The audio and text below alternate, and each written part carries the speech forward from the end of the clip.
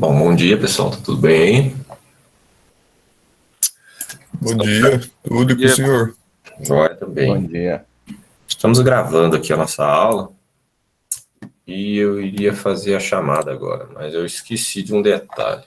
Tem aquele questionário. Vocês já responderam seus questionários? Dos professores? Eu acho que é de avaliação, né? Não, ainda não. Aí não. O sistema ele não permite deixar para responder depois, né? Eu não tinha visto ainda no que é acadêmico. É a minha primeira aula da semana e aí ele me bloqueia. Então, eu vou dar presença para todos hoje, para não ficar enrolando com um questionário no meio da aula e depois eu respondo esse questionário. Então, não vai ter chamada, não, tá bom? Vamos direto ao tema. Bom para nós, que ganhamos mais tempo com o que interessa. Tá ali, ó. Aprendendo a aprender. Obviamente, se você olhar no PPC do curso, pegar a ementa e os objetivos da disciplina introdução, você não vai encontrar lá aprendendo a aprender. Eu alterei o título, mas o conteúdo é o mesmo. Você vai encontrar lá alguma coisa do tipo estudar, aprendendo a fazer trabalho ou projetos e coisas do gênero. Eu aproveitei e coloquei do jeito que alguns alunos que fizeram intercâmbio, principalmente nos Estados Unidos, que foram lá para o MIT, por exemplo, teve aluno meu que foi para o MIT. E que ele deixou bem claro, quando ele chega lá, as aulas eram em salas enormes, tipo auditório, cabia muita gente. Então, por exemplo, você tem uma aula de cálculo, é um professor de cálculo muito bem qualificado que dava aula para toda a universidade, aquela aula de cálculo. Ele não tinha um professor dando aula de cálculo para um curso, no outro curso era outro que dava cálculo 1, no outro curso outro que dava cálculo 1. Não, lá é assim. Tem quem que é o professor de cálculo, que estuda cálculo, que vive cálculo e etc. É aquele, então ele vai dar para todo mundo. E a aula era apenas para apresentar calendário, a propor os trabalhos, que seriam trabalhos, estudos dirigidos, digamos assim, propor os livros e exercícios e plantão de dúvidas. Aí o aluno iria, em alguns casos, dependendo da disciplina, para o laboratório, até para fazer os exercícios e os trabalhos propostos. Nos laboratórios, exercício, biblioteca, tinha monitores, ou seja, alunos que já passaram na disciplina e que conseguiram se qualificar para a monitoria. Os monitores ajudavam a fazer o trabalho, voltavam para a próxima aula, tirando dúvidas. Obviamente, um aluno brasileiro normal, quando encontra um sistema acadêmico desse, fica muito estressado, pois ele está acostumado em aulas, em aprender na aula. E a gente já viu aqui em palestras anteriores que aprender na aula está errado. Você aprende estudando, de preferência sozinho, com lápis e papel. Ah, eu não gosto de estudar com lápis e papel. Não tem problema, você vai aprender menos, tá tudo certo. E vai ter também aquela famosa frase lá de um cara aí, a vida que merece no futuro. Tem gente que não vai precisar estudar, então tem gente que vai precisar estudar. Depende. Eu gosto de citar sempre o meu colega de engenharia, que estava fazendo engenharia numa particular, pediu transferência para a nossa faculdade. Eu acho que eu já comentei aqui que o curso de engenharia que eu fiz, ele era mais forte que o ITA, segundo o guia de estudante da minha época. Aí chegou um cara que não conseguiu passar no nosso vestibular, mas conseguiu fazer uma transferência de uma particular que ninguém nunca ouviu falar para a nossa faculdade. Então ele chegou tomando bomba. Tomou bomba, tomou bomba, tomou bomba, até que ele era mais velho que nós, até que ele entrou na nossa turma. Ao entrar na nossa turma, ele começou a andar com a gente. O que a gente fazia no final de semana? A gente estudava. Todo final de semana? Só todo final de semana a gente estudava. Qual horário? Final de semana inteiro. Por quê? Porque todos faziam estágio. Então, qual que foi o lance? O lance, ele começou a estudar um pouco, começou a passar na disciplina, e as disciplinas que ele não passava e que tinha trabalhos práticos, a gente carregava o cara. E ele ficou preocupado, porque a nossa turma também teve gente que ficou para trás, né? Apenas 6 dos 40 formaram em 5 anos, né? A maior parte da nossa turma, tipo mais uns 10, deve ter se formado em 5 anos e meio ou 6. Mas quando os últimos da nossa turma estavam se formando, ele estava todo estressado. Será que a turma que vem, o pessoal vai me ajudar como vocês estão me ajudando? E não estudava, não sabia, não conseguia. Moral da história, ele conseguiu se formar em quase 8 anos, e quando ele terminou de se formar, ele voltou para casa dos pais, que não era na cidade, não era em Curitiba, e virou gerente da loja de roupas do pai dele. O pai dele também era fazendeiro. Aí eu pergunto, será que ele precisava fazer engenharia? Para que ele foi fazer engenharia? Nenhum dos irmãos dele foi fazer engenharia. Nenhum dos irmãos dele sequer saiu da cidade para estudar. E todos hoje vivem. A fazenda é arrendada, e na época ele comentava que dava 25 mil por mês, na época, estou falando do século passado, 25 por mês para a família, só pelo arrendamento. Por que uma pessoa dessa vai precisar fazer algo? Tem que fazer só o que gosta, trabalhos de caridade se gosta, se não gosta, faz outras coisas, sei lá, enfim. Então ele tinha essa vida aí. E aí, muito monótono a vida dele, fiquei sabendo recentemente que ele se formou em Direito. Prestou vestibular, passou na Universidade Estadual lá, 4 anos depois estava com diploma de Direito. Ó, o cara teve dificuldade na faculdade de Engenharia, passou em Direito, formou em 4 anos e tirou a OAB na primeira oportunidade. Falou, cara, é fácil demais estudar Direito. Então, assim, por que Direito é fácil demais de estudar? Provavelmente o perfil do aluno, né? Ele não era de exatas, começa por aí. Porque quem que gosta de ler aqueles livros lá?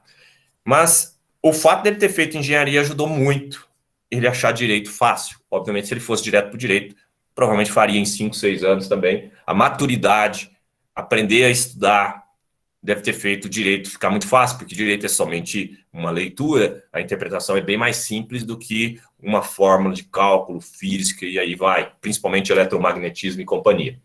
Então, eu não tenho dúvida que aprender a estudar, esta aula seria a aula mais importante da disciplina para muitos aí. Se você já sabe estudar, essa aula pode ficar um pouco chata, mas aposto que ainda tem o que você aprender. Esta apresentação eu já coloquei no Moodle e vocês poderão rever lá depois, assim como a gravação. Ficará também um link no Moodle. Então tá, quais os objetivos da aula? Os objetivos da aula são, primeiro, não confundir informação com conhecimento. Nós já falamos disso, né? Nós já tivemos uma aula sobre isso. Não vou muito bater nessa tecla. Entender como funciona a aprendizagem. Como o cérebro funciona cientificamente falando. Descobrir algumas técnicas, já que o cérebro funciona e os cientistas já descobriram, existem técnicas ou estratégias para você melhorar o seu aprendizado. Isso é muito simples. E abordar, então, um pouco sobre o tema foco. Eu não consigo focar, né? Eu estou ali estudando, passou um mosquitinho. Eu sigo um mosquitinho até que eu lembro que, nossa, eu tinha que estar estudando. Problema de foco. Nós vamos falar de novo sobre isso, apesar de já ter falado um pouquinho também naquela palestra que a gente falou do professor sobre estudante. Estudante, ele estuda. Aluno frequenta a aula, né? Não seja um bom aluno, seja um estudante. Todo estudante é bom aluno. Tarefa, né? O que é tarefa? Tem gente que fala assim, não preciso fazer tarefa, eu não gosto de fazer tarefa, não sei o que de tarefa. A tarefa é tão importante que eu coloquei ela como um tema aqui grifado. Você precisa aprender a fazer tarefas. Mas o professor nem passou tarefa, mas ele passou conteúdo. Dá para fazer tarefas. Você procura a tarefa que ele não passou. Eu tenho um aluno de uma outra disciplina que eu passei a tarefa para acender LED. Microcontroladores. Acender um LED. Ele mandou um e-mail tirando dúvida de como que faz comunicação com o PC. Ele quer entender como que funciona a configuração da comunicação serial USART que está previsto no penúltimo ou antepenúltima aula. ele já está estudando isso. Obviamente, ele não me parece um aluno, mas um estudante. Então, você vai decidir o que você vai querer ser, né? E aí, então vamos relembrar aí informação e conhecimento, só que de um foco diferente. O foco aqui é todo mundo foi informado de como que se conta, né? Foram apresentados os números, foram apresentado o abecedário e aprendeu-se a contar. E ao contar, você percebe que o 3 vem antes do 4 e 2 vezes antes do 5. Então tem um espaço de 2. Então 3 mais 2 é que chega no 5, que você contou nos dedos inicialmente para saber que chegaria no 5 lá. Então, olha só que interessante. Você faz essa conta. Quantos conseguem fazer a conta de cabeça e quase instantaneamente? Não sei. Você tem que fazer a sua própria avaliação. Mas aí não dá, professor. Já está com a resposta ali. Sim, esse exercício não é para avaliar se você sabe fazer conta ou não. É para mostrar a diferença entre conhecimento e informação. A informação, quando você encontra esses números, você pega o número maior, porque isso já é um pouquinho mais de raciocínio. Você não pega o primeiro número, você pega o maior. Então, você pega 45. E conta nos dedos 19, fazendo a contagem do 45. Então, você pega 45, conta um no dedo e fala 46, depois 2, 47. E é assim que você faz, é assim que você aprendeu. E quando chega no 19, você está numa contagem e você sabe, de 64. Leva um certo tempo. O tempo que você leva para contar até 19.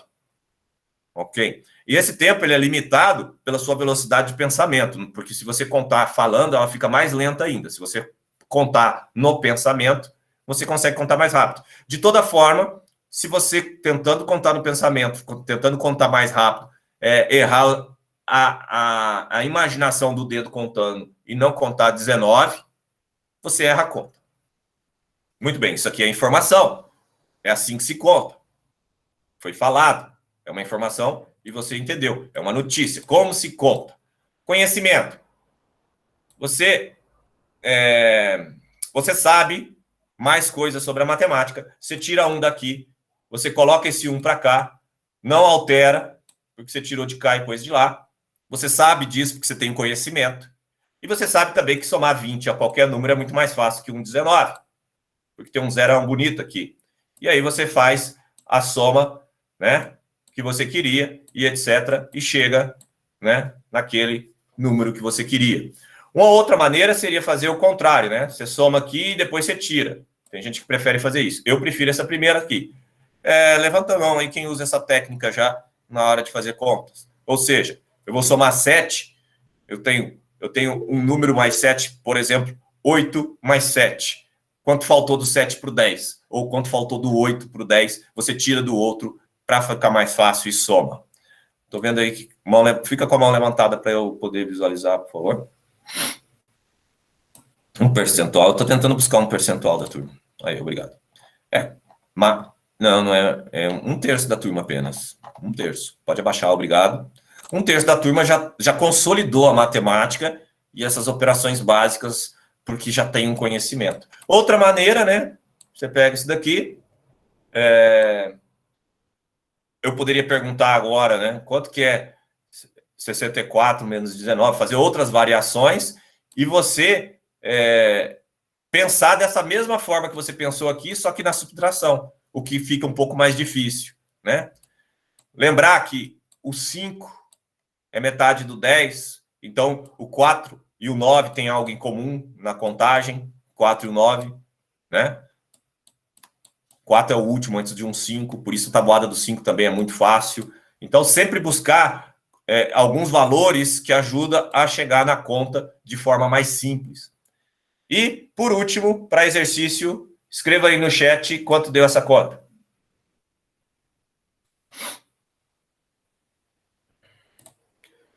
Ninguém escreveu ainda. Eu ia falar de cabeça. Não, escreva no chat. Para não atrapalhar o outro que está pensando. Isso. Quem tinha percebido, prestado atenção, eu somei um aqui, subtraí um ali e multipliquei todos por 10. Então, teoricamente, se você estava acompanhando o raciocínio, desliga o áudio aí, por favor. Se estava acompanhando o raciocínio, você já sabia que era 64 aqui e tinha um 0 no final.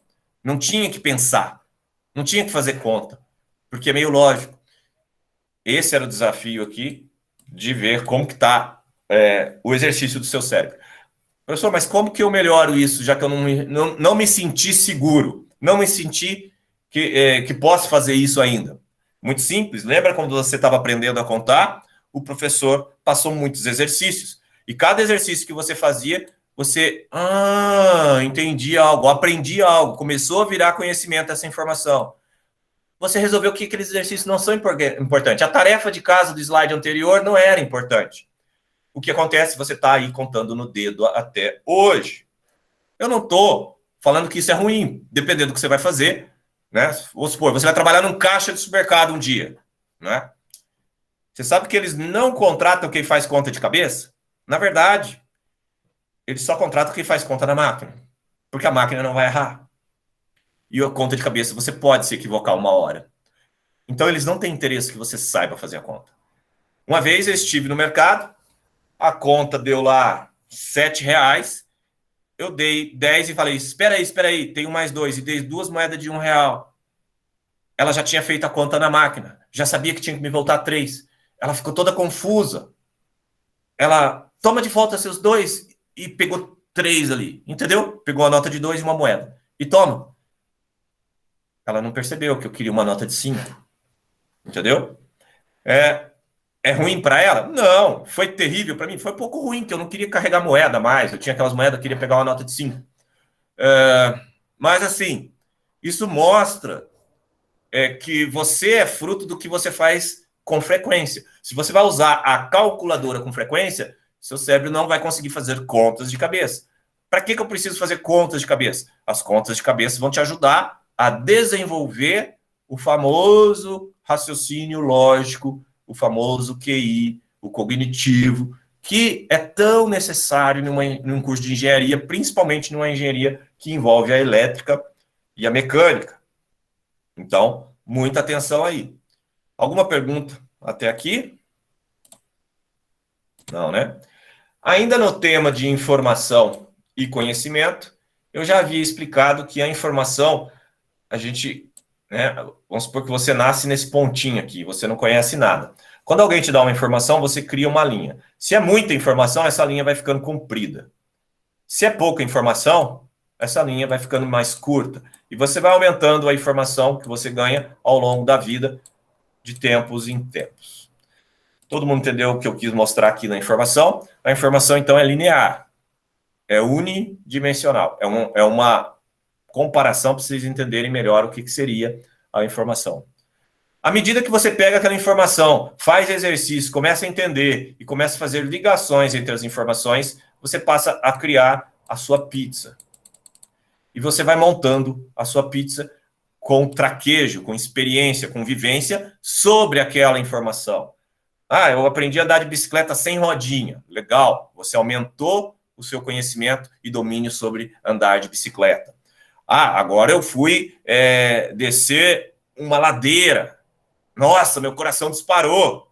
Chegou no final, eu fiquei muito, muito com medo. Legal. A segunda vez que você desceu, você já ficou sem aquele medo todo. E foi.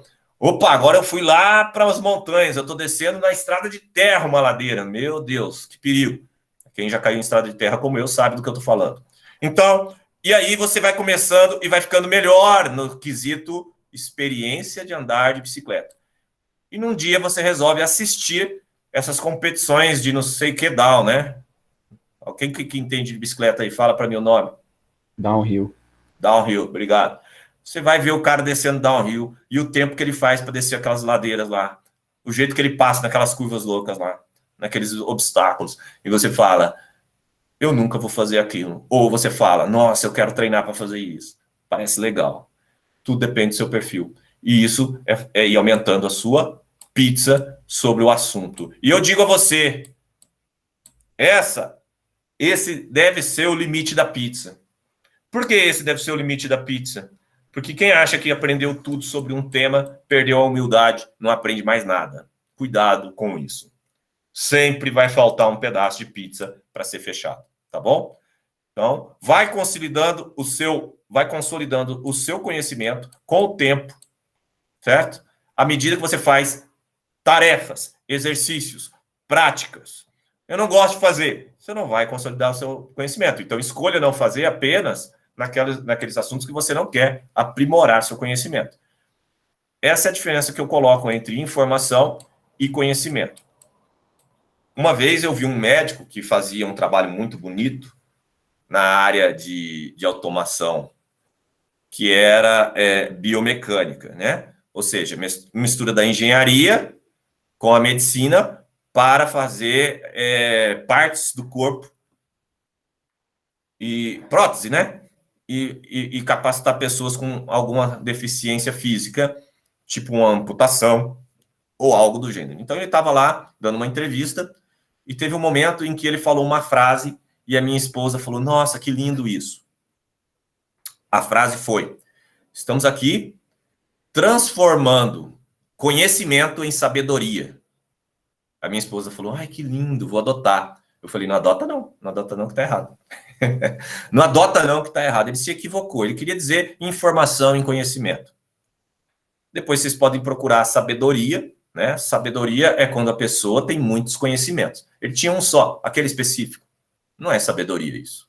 Toma muito cuidado com frases bonitas de efeito que alguém quer aparecer, né? Muito culto, etc. Não estou falando de forma pejorativa, ele confundiu, né?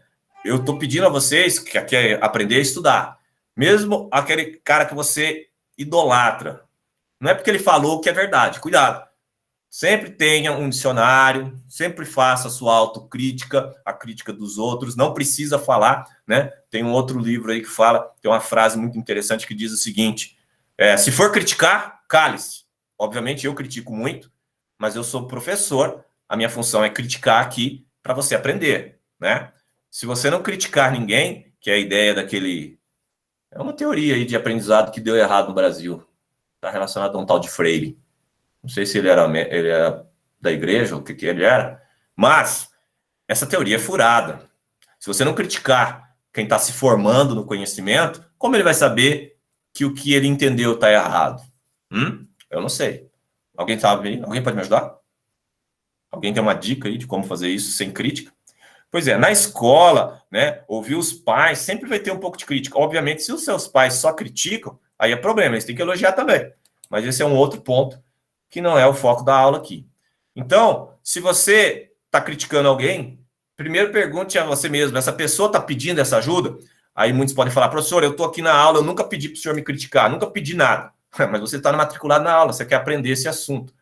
Você já me deu um passe livre para eu criticar. Então, tenha mais humildade e vamos lá. É isso que eu te peço. Porque a ideia de quem está numa aula é aprender. Obviamente, envolve crítica. Sobre como aprendemos. Agora, mudando um pouco o tema, encarando que todos aí entenderam bem a diferença de apenas ter uma informação e transformar essa informação em conhecimento, né?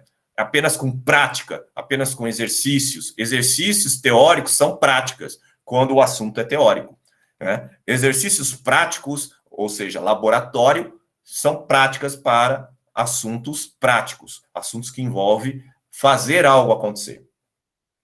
O que acontece? Se você assiste a uma aula, eu sou daqueles que gostam, eu só aprendo na aula, professor. Você colocou essa crença ridícula na sua cabeça. Você só aprende em sala de aula. Muito bem. O professor falou por 100 minutos, você deve ter aproveitado 5 minutos de aprendizado. Isso aqui é um estudo, a fonte está aqui e há controvérsias. Tem gente que fala, essa pirâmide é mentirosa. Por quê? Porque as pessoas não são iguais. Veja bem, as pessoas não são iguais. Isso aqui é uma média, tem um desvio padrão, né? Eu aprendo 20% só na aula. Eu também sou assim. Eu sempre aproveitei muito bem a aula. Eu penso até que meu aprendizado em uma aula bem demonstrada, com um exercício ou outro feito, eu devo aprender uns 50%, é o meu perfil. Mas isso aqui é uma média com a maioria das pessoas, pegados assim aleatoriamente, etc. Não vamos dizer que é só mentira. Vamos acreditar que boa parte das pessoas, e boa parte de vocês, se ficar só assistindo a aula, né, no final, quando perguntado uma semana, um mês depois, ela não estudou, ela só assistiu a aula, ela deve ter retido 5% de conhecimento apenas sobre aquela aula. E aí vem o professor, lá no final do semestre, e fala, eu dei isso na minha aula, tá gravado lá, olha lá. Você não sabe? Claro que não sabe, ele só assistiu a aula. Não tem como saber. Agora, se antes da aula e depois da aula ele lê sobre o assunto, ele já dobra o conhecimento dele sobre o assunto. Professor, mas ainda está muito pouco.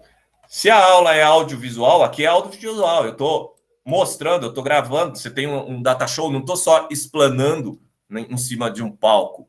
É uma aula audiovisual. Já aumenta. Você tem uma, né? Nossa, de vez em quando o professor passa um vídeo, tem uma figura, já aumenta aquela figura. Muito melhor a figura de informação e conhecimento do que eu falar. Aquela figura fica em você. A pizza vai ficar pro resto da vida em você. Aquela pizza, ela vai gerar mais memória porque é audiovisual. Levanta a mão quem está entendendo o que eu estou querendo dizer aqui. E quem percebe que realmente nós temos que mudar. Obrigado. Já estou fazendo. Obrigado. Então, o que falta aqui? Demonstrações. O que é uma demonstração? Normalmente relacionada à prática. Vamos supor que você vai a algum lugar e para aprender a andar de bicicleta ou andar de skate, que é um pouco mais complexo para a minha pessoa. A pessoa fala, você anda de skate assim, assim, ela traz um quadro, desenha, audiovisual, passa um vídeo de uma pessoa andando de bicicleta ou skate, e aí fala, pronto, a bicicleta está ali, o capacete está lá, vai lá andar.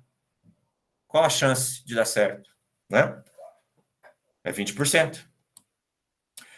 E a chance de dar certo se ela anda e mostra como que faz.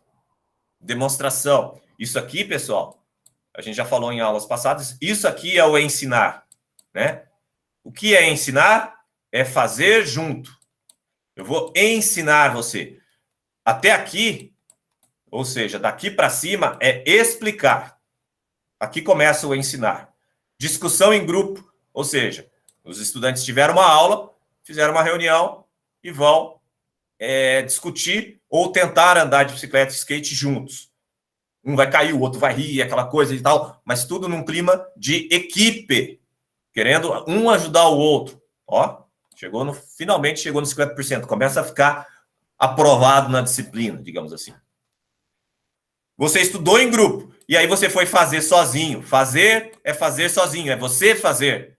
Não é você fazer com alguém, porque quando você faz com alguém, esse alguém pode fazer mais da metade das coisas para você. Quando você realmente faz, você aprendeu. Agora está aprovada a disciplina. Então, se você não fizer a tarefa de casa, dificilmente você chega aos 75% de aprendizado. E por último aqui, você aprendeu, e aquele seu colega que veio daquele curso transferido, que ele é fraco, não entende nada. Obviamente tem que ser um curso transferido mais fraco, não um curso transferido mais forte. Você ensina ele. Nossa, e isso aqui eu vivenciei, pessoal, em 2002. Eu formei no século passado, em 2002 eu consegui um emprego de professor em 2 cursos de engenharia. Eu ministrava 33 horas semanais, porque era em curso particular, no particular só conta a hora em sala, né? E eu estava dando 33 aulas semanais. Eu preenchi praticamente a minha manhã e minha noite, um curso de manhã e um curso à noite, para poder ganhar metade do que eu ganhava como engenheiro. Para poder ganhar metade do que eu ganhava como engenheiro. Aí eu te pergunto, você acha que os professores de engenharia, ganhando tão pouco comparado com o engenheiro, eles são qualificados para dar aula? Ou são os piores engenheiros que não encontraram um emprego? Hã? Lembrando que eu saí do meu emprego porque o cara prometeu 5% da empresa e eu falei, não quero isso. Aí eu fui achar qualquer outra coisa para fazer, consegui encontrar, dá aula aí de microcontroladores para nós, já que você viveu isso aí nos últimos 4, 5 anos. Tá bom, posso dar. Fui lá e comecei a ensinar microcontroladores. Também ensinava eletrônica digital e uma hora me pediram, ensine eletrônica analógica. Eu tremi. Eletrônica analógica? Nossa, eu passei suado em eletrônica analógica, pensei eu. Mas eu não podia falar não, porque eu poderia correr o risco ali no emprego, né? O coordenador do curso queria que eu ministrasse uma aula de eletrônica analógica. Sabe o que eu fiz, pessoal? Pela primeira vez na minha vida, eu comprei o livro do Malvino, Eletrônica 1, Eletrônica 2, e li nas férias para poder ministrar essa aula. Li, eu estudei, papel e caneta. Sabe o que eu descobri também? Que eletrônica era fácil. E eu que não tinha estudado na faculdade porque eu não tinha gostado. Então, eu preciso que você lembre-se que estudar faz parte. E quando então eu ensinei, eu aprendi eletrônica analógica. Mais do que quando eu estava lendo. E ficou muito mais fácil. Então, essa pirâmide aqui, eu acredito nela. Levanta a mão quem já usa essa pirâmide aí, que já faz quase tudo isso daqui. Temos um ali. Aposto que a nota de quem está levantando a mão costuma ser melhor. Ele não está preocupado com a nota. Quem levantou a mão agora está preocupado com o caminho, com o resultado final. Daqui 10 anos ele vai saber, porque ele estudou, ele aprendeu, ele ensinou os outros. Qualquer coisa que você ensinou para alguém. Eu ensinei a pessoa a fazer um brigadeiro. Com certeza, você sabe fazer brigadeiro hoje, mesmo que você tenha passado 5, 2, 10 anos sem fazer um brigadeiro. Pode precisar de algum ajuste. Pode esquecer, deixar queimar, fazer alguma coisa, mas você sabe fazer o brigadeiro. Obrigado, pode abaixar a mão. Vamos seguir. Então, vamos falar agora um pouco sobre técnicas, né? Ou seja, tudo muito bonito, tudo muito fácil, mas como eu aplico, professor? Como eu realizo? Então, aqui, primeira técnica. E essas técnicas são de efetividade, seta para baixo, baixa. Nossa, professor, mas é isso que eu faço. Por isso que é tão difícil estudar para você. Eu tive um aluno que virou para mim e falou assim, eu acho que eu já comentei. Professor, eu estudo muito para sua prova, mas eu tirei 3,5. Agora, na segunda prova, eu estudei muito mais. Horas e horas. Eu abandonei as outras disciplinas, professor, e tirei 4,5. Eu virei para ele e falei, parabéns, você está melhorando. O que você está achando ruim? Eu queria estudar menos e aprender mais. Aí eu falei para ele, tá bom. Já ouviu falar do Renato Alves? Palestrante? Compra um livro, assiste a um vídeo dele, ou vá à palestra dele. E depois detecte o que você está fazendo de errado no seu estudo, porque você não sabe estudar. Tempo não importa, a gente já viu isso. Só importa a qualidade de estudo. Então, vamos lá. Se você estuda grifando o texto, né? Eu comprei aquela caneta de grifar. Eu leio e grifo, leio e grifo. Depois eu fecho o livro e vou fazer outras coisas. Você está no pior dos piores. Você está no 1. Você relê. Opa! Você leu, grifou e ainda releu. Você está melhorando, mas ainda está na baixa. Ainda é baixa. Está na lista da baixa. Você usa mnemônico. Agora você está evoluindo. Professor, o que é mnemônicos? Mnemônicos eu devo ter explicado já, mas, por exemplo, quando o meu professor de física, no segundo ano, ensinou eletricidade para mim, ele falou o seguinte, quem tem potência, ou melhor, quem tem tensão, e desenhou o U, ele fez assim, quem tem tensão, ele fez o U, ri. Quem tem tensão, ri. Mas lembrem-se, quem tem potência, ri ao quadrado. A turma, kkkkkk. Eu duvido que alguém daquela turma tenha esquecido dessa forma. Eu duvido. Porque teve um impacto emocional, que é sorrir, achar muito engraçado, e querer lembrar para contar a piada para outro. Quem não achou engraçado, não funcionou. Simples assim. Então, o mnemônico é você fazer algum tipo de associação, falar uma frase cantada, ao invés de só ler naquele monotom, dar ênfase, como eu gosto de fazer em sala de aula, eu falo baixo, de repente eu dou uma ênfase, eu tento chamar a atenção, presta atenção aqui, aluno, essa parte é mais importante, eu dei uma ênfase. Agora aquele professor que vem e fala que tudo é desse jeito, nunca dá ênfase, e é o slide, ele já até sabe, o próximo slide está errado, eu não arrumei, ele tem 25 anos, mas eu não arrumei porque eu não tenho tempo. Mas o próximo slide vai estar escrito assim, eu decorei, está errado. Quando ele está no segundo slide, você dormiu. Eu tive professores assim, aposto que alguém já teve. Então, a ênfase mnemônica é trabalhar com o que você pode para melhorar a fixação de algum conteúdo. Número 4, Número 4, nós temos aqui visualização, imagens ilustrativas. A gente viu lá, audiovisual, começa a ajudar. Meu filho não gosta de história, né? Ele é da área de exatas. Também, QI de 130 é problema. E aí, o que aconteceu? A primeira vez que a gente mediu o QI dele, deu 151.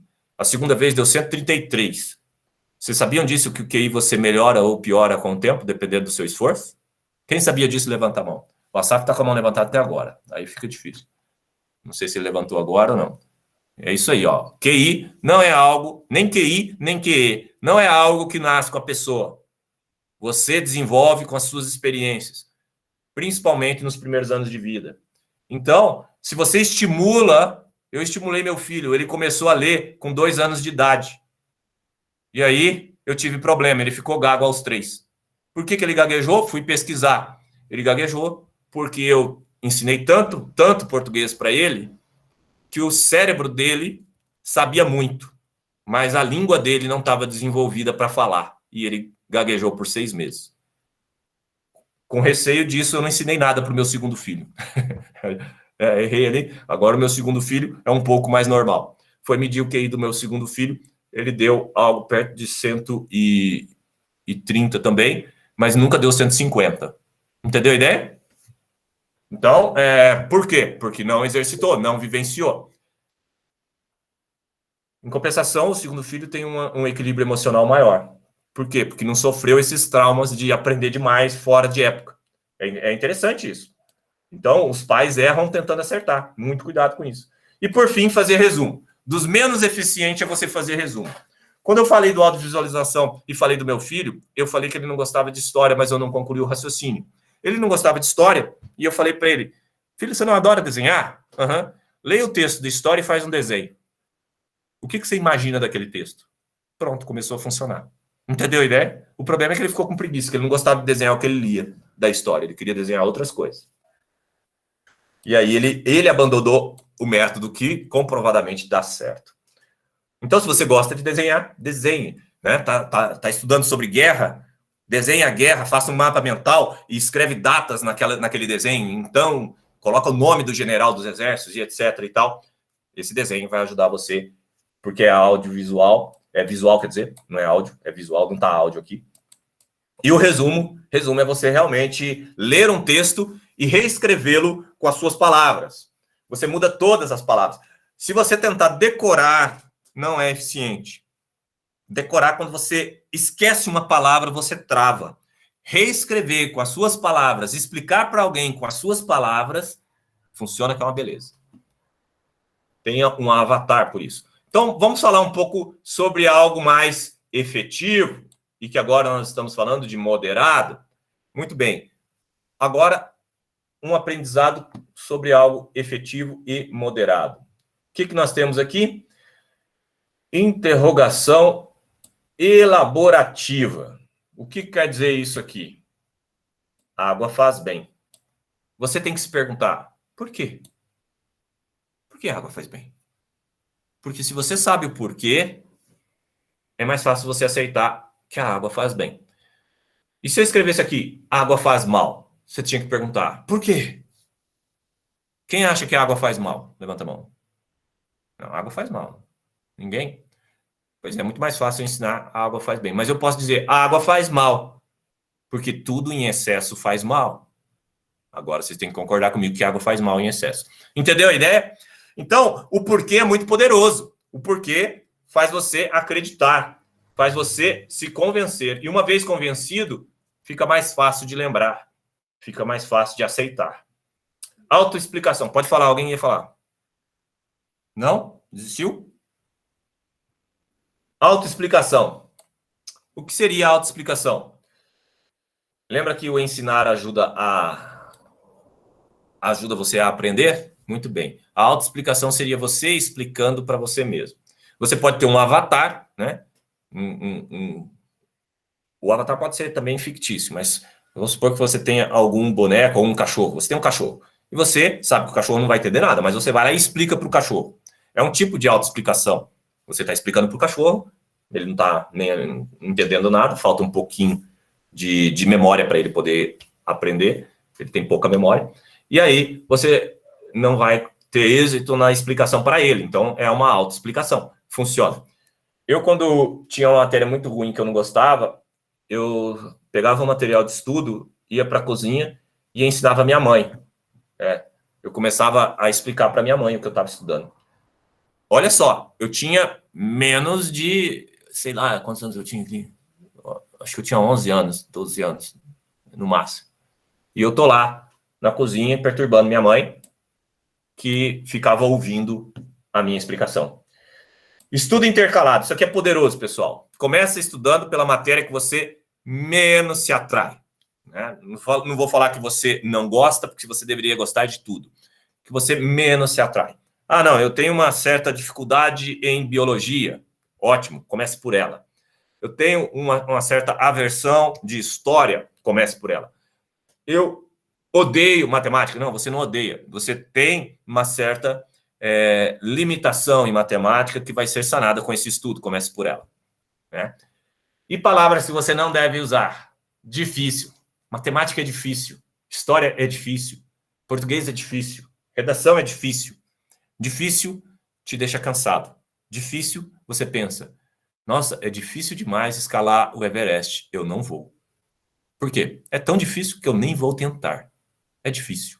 Agora, se você falar, nossa, escalar o Everest seria desafiador. Imagine eu postando uma selfie lá no topo do Everest. Vai ser bem desafiador. Quase ninguém foi, eu vou também. Vai ser legal para mim. Eu vou me sentir vitorioso. Porque eu venci um desafio e não uma dificuldade. Eu gostaria que você adotasse isso. A partir de hoje, quando você falar difícil, você vai te dar um tapinha na boca e trocar e refalar a frase trocando difícil por desafiador. Desafie-se a superar as dificuldades, ok? Então, o estudo intercalado comece estudando o que você menos tem afinidade. Deu 1 hora, 2 horas de estudo, troque. Depois de você trocar, você pode até voltar de novo para o primeiro tema. Você, toda vez que troca, cientificamente foi comprovado, toda vez que você troca de assunto, você engana seu cérebro. Você fala, eu parei de fazer aquilo, estou descansado. Ninguém fica cansado. Por exemplo, até uma coisa que está na moda hoje que os jovens gostam, que é jogar alguma coisa no celular ou no videogame. Você está jogando. Depois de um tempo, você cansa. Troca, vai para assistir filme no YouTube ou no Netflix. E aí, quando acabar aquele filme de 40, 50 minutos, você volta a jogar, você já está descansado de novo. O cérebro foi enganado. Ele estava sempre na frente do celular. Mas o fato de ter trocado, mudado de assunto, ele foi enganado. Você não está cansado do celular, você está cansado do assunto. Então, ficar trocando de assunto, à medida que você perde o foco, começa a ver que não está rendendo, não adianta insistir. Tem gente que estuda para a prova. Oh, meu Deus, ainda está estudando para a prova. Estudar para a prova significa você pegar horas e horas seguidas e ficar estudando um assunto, o mesmo. Ah, é por isso que nunca funcionou? É, por isso que nunca funcionou. Você esgota a sua vontade de estudar aquela matéria na primeira hora, na segunda hora. E ainda quer ficar mais 6 horas, totalmente improdutivo. Não, vai brincar, vai jogar, vai namorar, vai fazer outra coisa. Entendeu? Faça outra coisa por 1 hora, meia hora, volta a estudar, intercâmbio, vai fazer um lanche, vai fazer um brigadeiro para trazer para o professor, vai fazer alguma coisa, tá bom? Professor, mas é isso mesmo. Eu mesmo, quando eu pego, principalmente matemática, quando às vezes eu começo a fazer, aí começa a complicar, aí eu fico muito puto.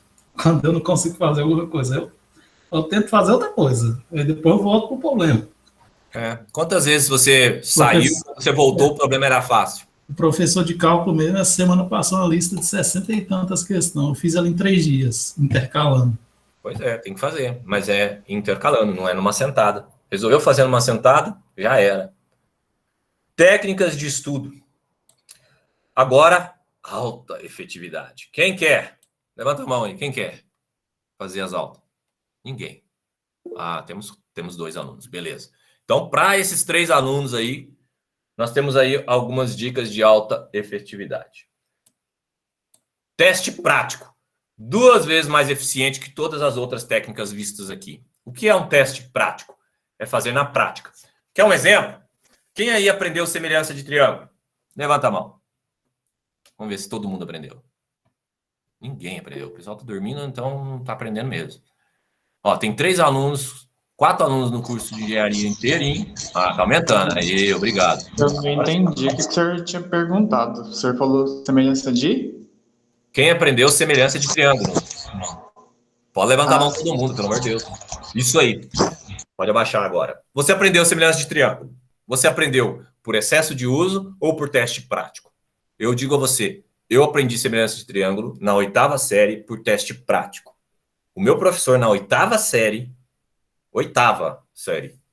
ele foi ensinar semelhança de triângulo, ele levou a turma inteira para fora com aquele metro que ele usava para desenhar no quadro.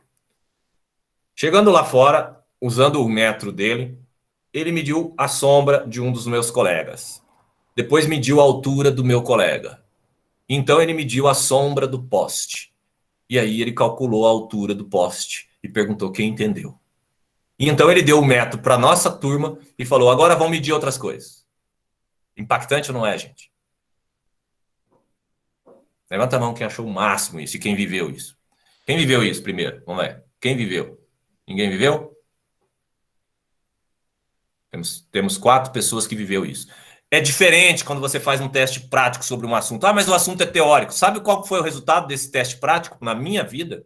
Na minha vida, quando alguém veio apresentar regra de 3, eu falei, para com isso, isso é semelhança de triângulo.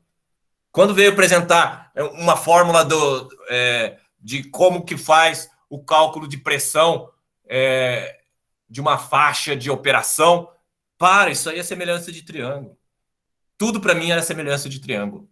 E tudo que tentavam ensinar, eu olhava, nossa, é a semelhança de triângulo. Porque a fórmula é a mesma. Um lado está para o outro, como o outro está para um. E acabou. Então, o teste prático funciona, você aprende uma única vez e acabou. Põe a mão na massa, vá fazer. Ai, professor, o professor de cálculo numérico. O pessoal fala mal desse professor de cálculo numérico que eu não concordo. Como pode se falar tão mal? O cara é um matemático estudado, etc. Ah, não, ele fica lá naquela teoria falando para a gente fazer interação, tudo na mão, tudo no caderno. Beleza, você aprendeu C? Aprendi no primeiro período. Por que você não faz uns programas que usa aquilo? Ou seja, ele está te ensinando como calcular à mão raiz de um número. Raiz de 4, 3, 2, 1.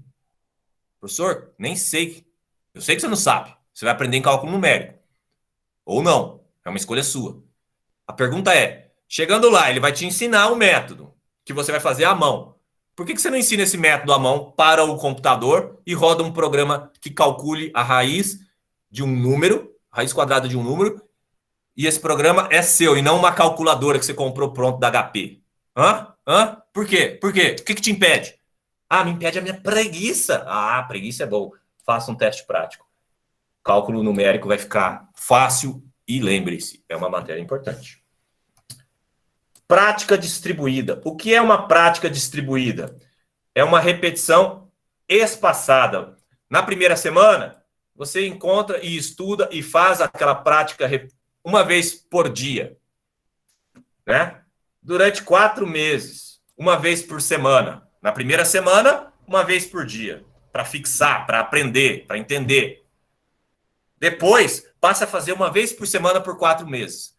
A probabilidade de você aprender isso para o resto da vida é enorme.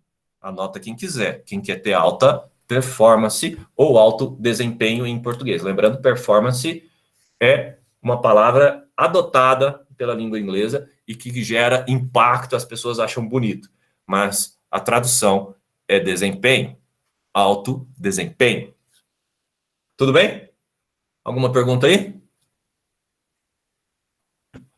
Quem já aprendeu alguma coisa por causa da prática distribuída? Levanta a mão. Professor, eu não sei se tem a ver, mas quando eu estava estudando para o Enem, eu fazia calendário de revisão. Tipo, se eu via a matéria hoje, uma semana depois eu fazia exercícios dela, depois de 15 dias eu fazia de novo, depois de um mês eu fazia de novo, para poder ajudar a fixar. Você fez o estudo distribuído. Muito bom. Se nesse estudo tinha exercícios, resolução de exercício, que era a prática da disciplina, então você fez prática distribuída.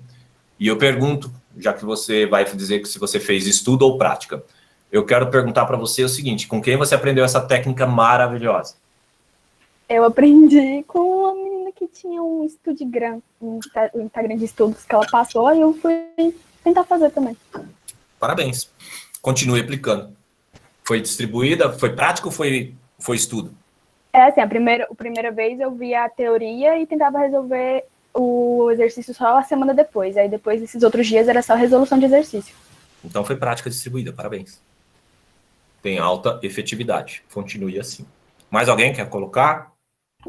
Professor, quando eu estava estudando para o Enem também, eu dei uma observada nos cursinhos, aqueles que são padrão, que tem mais nível de aprovado. Aí eu reparei uma coisa, que todos aqueles cursinhos que tinham maior número de aprovados, todo final de semana eles faziam um simulado, todo final de semana, sem parar, até a data do Enem. Aham. Aí eu apliquei a mesma técnica, eu conseguia os mesmos simulados pela internet, que alguém postava, não sei quem. Eu conseguia, assim, clandestinamente, os simulados e ia fazendo os simulados. Eu fiz quase todos os simulados, até chegar ao final da prova. Parabéns. Isso me lembra da época também da minha faculdade. Não era Enem, mas era vestibular, né? Eu fiz a mesma coisa que você. E eu tive a sorte do meu pai me pagar o cursinho. E o cursinho que ele me pagou tinha a seguinte propaganda. Das 80 vagas de engenharia da Federal, parece que era 53, 56, sei lá, são do meu cursinho. O curso é o positivo, lá de Curitiba. Das não sei quantas. Aí o que eu olhei? Eu olhei assim, peraí. Das 80 vagas, 53. Faz a conta. Faz a conta. E aí você faz a conta, você descobre o percentual das vagas, né? Que você vai ganhar se você prestar para um vestibular. Entendeu? E aí vinha o simulado. E eu tinha que ficar na colocação X, que estava dentro do percentual, com uma margem de segurança. Tudo matemática. Engraçado, né? E aí eu fiz isso. Então eu estudava para estar entre os top 10. Eu nunca saí dos top 10 e eu passei na Federal. Entendeu? É algo óbvio, é lógico. A estatística, quando não deturpada, quando a pesquisa não é tendenciosa, por exemplo, eu vou fazer uma pesquisa para descobrir a altura média do brasileiro e vou numa tribo indígena e pego 2.000 índios imersos. Tá certo isso? Não. Não tá certo isso. Não teve uma distribuição aleatória. Eu escolhi onde levantar os dados. Esse tipo de pesquisa, ela erra feio em relação ao todo. Então, se você faz um trabalho estatístico, e estatística é a disciplina mais importante do curso, você vai aprender também, acho que no terceiro período, aproveita e começa a aplicar seu conhecimento estatístico em tudo, e aí você vai descobrir várias verdades na vida da gente, assim, que alguns tentam te lograr, mentir sobre elas, ok? Então é isso. Muito bom. Fico feliz que vocês já estejam aplicando técnicas de autoefetividade. Aqueles que não conheciam, pensem em aplicá-las. Vamos falar rapidamente sobre foco, porque o nosso tempo já está curto, ok? E depois eu vou passar uma atividade para casa. Então aqui, mas o que é foco? Foco, né? É que você conseguir ficar por um tempo maior, um longo tempo, ainda motivado, com disciplina, fazendo alguma coisa, ok? É possível mantermos o foco em algo que não acreditamos? Por exemplo, vocês estão ouvindo o professor Leonardo falar e vocês ficam pensando assim, como ele fala bobagem, isso nunca foi para mim. Ai, que chatice. Que hora que acaba mesmo? Vai aproveitar alguma coisa? Vai ter foco na aula? Não. Então, você precisa primeiro acreditar. Você acredita que quer fazer engenharia de controle de automação? Você acredita que você tem que sofrer para conseguir o diploma? Ou você acredita que ele vai ser um presente no final? Porque vai ser um pouco sofrido, acredite. Gostamos. Poxa vida, eu não gosto de fazer isso. Mas tenha foco. Por exemplo, eu estava limpando a casa no final de semana com os meus filhos, e o meu filho pequeno de 10 anos que estava ajudando, além de cara feia, estava com a produtividade no chão, não fazia quase nada. Aí eu pedi para ele ajudar. Aí ele me questionou: pai, por que você gosta de fazer isso? Eu virei para ele e falei assim, eu não gosto de fazer isso. Quem é que vai gostar de limpar sujeira, terra e etc. do quintal? Quem que gosta? A gente tem 2 cachorros. Quem que gosta de ficar limpando cocô e xixi de cachorro? Quem que gosta? Ninguém gosta. Mas eu tenho que fazer. Né? Eu tenho que fazer. Mas eu não gosto. Mas se eu tenho que fazer e eu não gosto, eu posso escolher. Eu faço com a tua cara ou com a minha cara. Eu estava sorrindo. Se eu fizer com a minha cara, eu faço isso aqui com prazer, fica divertido, eu faço mais rápido e faço sempre com amor.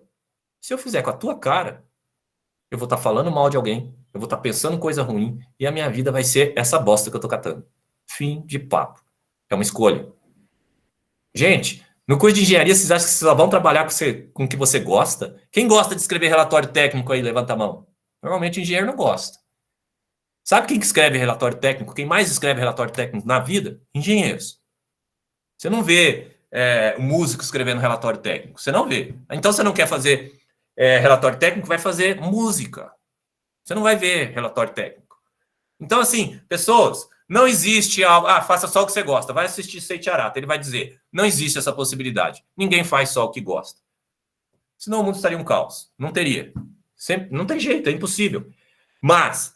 se algo você tem que fazer, faça com muita disciplina, foco, amor, pensando no que você está fazendo e não no que você vai fazer depois. Porque aí tem grandes chances de você não ter que refazer. E isso já não é muito bom? Não preciso refazer aquilo que eu não gosto, eu vou fazer só uma vez. Pô, isso é o máximo. Então é só por isso que quando eu estou lavando louça, eu estou sorrindo para a louça suja. Estou sorrindo mesmo. Mas eu não tenho vontade de sorrir. Então pega um lápis, está comprovado cientificamente que funciona, pega um lápis, coloca na sua boca, morde ele e fica sorrindo enquanto faz. Seu astral vai mudar, por mais que você não queira. Tem até uma historinha do Charlie Brown. Charlie Brown, na década de 70, essa historinha, olha só. Ou seja, era para quando eu era criança, não quando vocês eram criança, né? A historinha, o Charlie Brown estava deprimido e ele estava ensinando a ficar deprimido. Quando eu estou deprimido, eu coloco a cabeça para baixo, os ombros para baixo, me curvo para frente. Não tente ficar deprimido olhando para o céu e com os ombros para trás. Se você ficar deprimido dessa forma, você não vai conseguir, você vai falhar. Então, faça como eu. Ele estava triste que não ganhou um presente, alguma coisa assim. Entendeu? Então, você vai escolher. Todo mundo vai receber não. Se você não está recebendo não o suficiente, está errado. Mas todo mundo vai receber não. E todo mundo tem que fazer o que não gosta. Quem gosta de arrumar a cama quando acorda? Vai fazer com amor. Faz cantando. Escolhe uma música que você gosta. Eu não gosto de cantar. Tá complicando, né? Você tá dificultando. Vai fazendo outra coisa, então. Não sei. Não é para fazer só o que queremos. Mas, obviamente, se você tem que querer mais do que não querer ser engenheiro de controle de automação. Se você não quer ser engenheiro de controle de automação, aí eu pergunto, por que você está aqui? Eu estou aqui pelo dinheiro. Não, eu estou aqui porque o vestibular eu passei. E não passei no que eu queria. Vai estudar mais um pouco, as técnicas de estudo estão aqui. Você tem que estar querendo. Às vezes você quer o que você não gosta. Por quê? Porque você ainda não sabe. Às vezes a gente erra. Qual o problema? Faz de novo, faz de novo, faz de novo. O meu colega não fez engenharia, depois não fez direito, pegou a OAB de primeira. Quantas pessoas ficam 3 anos tentando pegar aquela OAB? O meu colega pegou de primeira. O pior engenheiro que a minha faculdade formou, pegou de primeira. Porque os outros não formaram, né? Ele conseguiu formar. Em 8 anos, mas conseguiu. Então, tem que prestar atenção nesse detalhe, pessoal. Tem que prestar atenção nesse detalhe. E para ter foco, tem muitas outras coisas que não caberia aqui na nossa aula. Eu ficaria falando sobre foco. No final, eu vou recomendar livros. É muito mais interessante, tá bom? Então, agora você vai ter que usar técnicas de foco. A que eu mais gosto é a tal do Pomodoro. Você marca que vai ficar 20 e tantos minutos, ou 50 minutos, 60 minutos, estudando com foco, sem nenhuma interrupção, desligando todas as notificações. Ele vai tocar em 50 minutos para você fazer um descanso, para você ter uma premiação. A gente precisa de premiações, senão não consegue fazer. Ou para mudar de assunto. Mudar de assunto é um tipo de premiação, porque o cérebro está cansado daquele assunto. Tenta enganar o cérebro, vai estudar outra coisa. Tarefa da semana. Tarefa da semana é pesada. Levanta a mão aí, quem quer se desafiar. Aí, temos 2, 3, 4 que vão fazer essa tarefa com força. Tem um vídeo, não está anotado aqui, eu lembrei agora, tem um vídeo no TEDx lá, eu acho que é TEDx, né? Tem um vídeo no TEDx que fala sobre 20 horas para aprender alguma coisa versus 10 mil horas. Todo mundo sabe? Quem não sabe que tem um livro das 10 mil horas aí? Levanta a mão. Tem um pessoal que não sabe. Então, vou explicar. Um cientista provou que para você ser bom em alguma coisa, você tem que ter 10 mil horas de prática. Então, todo piloto de avião tem 10 mil horas. Todo atleta olímpico tem 10 mil horas. Aí ele se baseou em ser o melhor do mundo e escreveu um livro que para você ser bom em algo, você tem que ter 10 mil horas. Para. Para você ser o melhor do mundo, para competir com o melhor do mundo, você vai ter que buscar as 10 mil horas. Esse vídeo que tem no TEDx, o cara fala que para qualquer coisa você precisa de 20 horas práticas. Ninguém faz 10 mil horas para tirar carteira de motorista, mas menos de 20 horas práticas. Então, 20 horas práticas resolve o problema para aprender qualquer coisa. Não é para ser bom ou melhor. Aprender qualquer coisa. Eu quero aprender uma coisa que eu não sei. Eu estou no zero. 20 horas práticas. A tarefa da semana é... Eu vou escrever lá no Moodle ainda, não está no Moodle, tá? É você ir para casa, escolher uma atividade que você gostaria de aprender. Agora aqui é o gostar. Ah, eu quero aprender a tocar música tal no violão. Eu quero aprender a tocar música tal no cavaquinho. Ah, eu quero aprender a programar em Python. Ah, eu quero aprender a... Vai, me ajudem aí. Me ajudem aí. Quero aprender algo que você não saiba. A dançar alguma coisa. Ó, ritmo cara musical. lá que nem eu. Eu tô falando que eu quero aprender a dançar alguma coisa, Davi, desde antes de casar, porque a minha mulher queria casar comigo e dançar. Até hoje, ela reclamou essa semana que não dança. E aí eu falei para ela, eu vou aprender. Pergunta quantas horas de prática eu fiz? Nenhuma. Você acredita que eu não aprendi? Você acredita que eu não aprendi ainda? Ué, então essa atividade não vai ser só pra gente, não, né? Você tá querendo me desafiar também, né? Essa foi boa. Minha esposa, se estivesse ouvindo aqui, ela ia vibrar, ia perguntar o que você queria, entendeu? É isso aí, é para todo mundo, né? Uma coisa é falar que eu quero aprender a dançar só para falar, para agradar minha esposa. Outra coisa é falar eu quero aprender a dançar porque é para mim. Eu quero mesmo, tem valor, entendeu? Então, você quer aprender a dançar para você porque vai ter valor? Vai lá. Qual é o tipo de música que você vai aprender e vai fazer 20 horas práticas. Como é que faz 20 horas práticas hoje em dia? Você põe o YouTube naquela coisa, naquela dança e assiste e tenta fazer igual, é só isso. Hoje em dia não precisa gastar. Ah, não, mas eu quero gastar. Não, ótimo, tem dinheiro, vai lá na academia e aprende com alguém, com um professor de verdade. Muito melhor, mais eficiente. Mas o importante são as 20 horas práticas. Ah, quer dizer que daqui 20 horas eu vou estar dançando tango como todos os argentinos? Não! Quer dizer que daqui 20 horas você não passa vergonha com tango. Você entendeu? Sim ou não? Sim.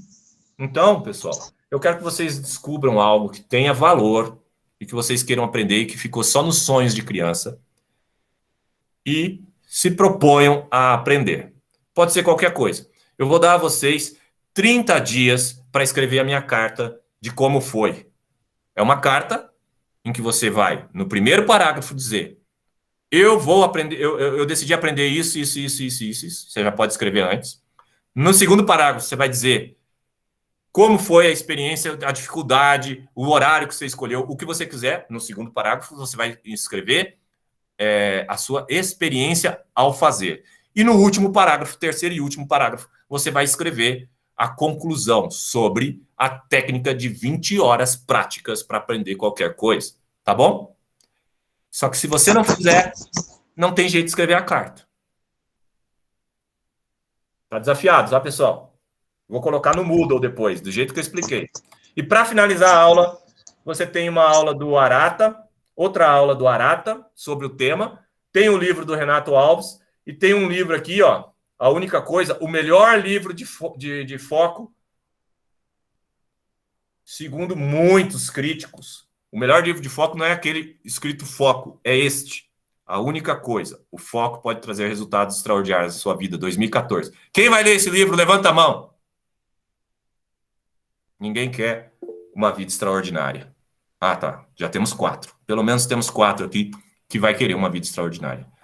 Desafio também, então, a ler o livro. Foco, a única coisa. Foco em uma coisa. Professor, é verdade que homens são multitarefas e mulheres mono ou vice-versa? Conto para boi dormir. Nenhum ser humano é multitarefa. Só consegue fazer uma coisa de cada vez. Multitarefa é o computador e o robô da Skynet que vai destruir o mundo. Mais ninguém, tá bom? Na verdade, esse ditado aí, professor, seria o contrário, né? As mulheres que seriam multitarefa e os É que homens aqui em que casa é seriam... invertido. A minha esposa não consegue fazer nada. Aqui em casa quase tudo é invertido. Não fica gozando, não. Eu que lavo louça. Eu que lavo roupa. Aqui é invertido. Mas por quê?